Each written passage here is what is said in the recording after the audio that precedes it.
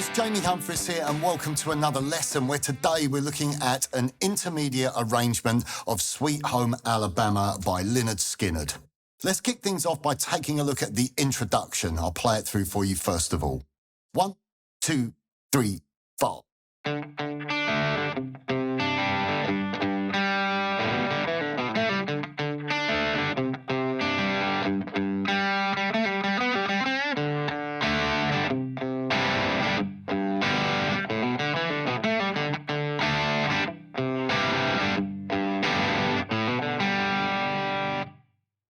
Now, for the main part here, what we're going to be doing is arpeggiating those chords. So we're going to start off with the D major chord. We're going to play the D string twice, but the first time we play it, we cut it off and we palm mute it.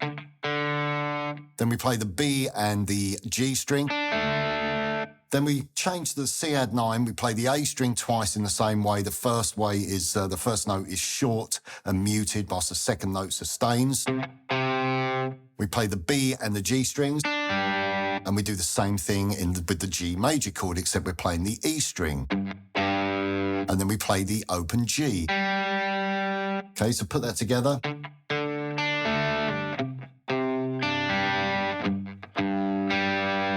That's really important to get the first note of each chord arpeggio cut off. It adds to the sort of bounce and feel of the arpeggio. Then we have this lick. You're playing an open A and hammering onto the second fret. And then... Now there you're going to play an open D, then play the second fret and then pull off to the open D. Back to the second fret A, and then the second fret G, pulling off to open. So then we go around again.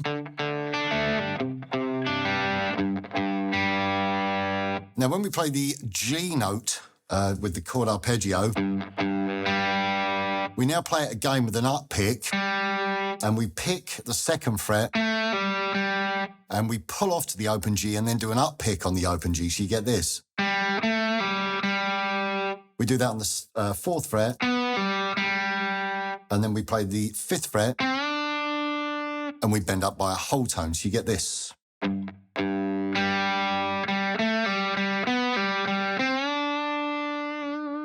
Okay, on to the next section, we're going to play the same first portion of the chord, so the muted, and then the second note is left to ring, but we're going to do two strums. When you do that upstroke, you're going to cut it off, so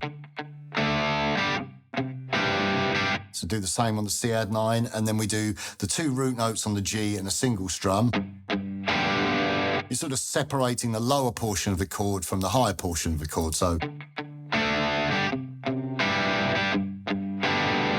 And then we do the same lick, and then wound again.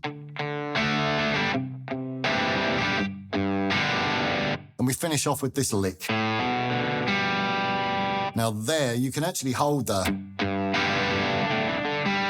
can still hold the G chord,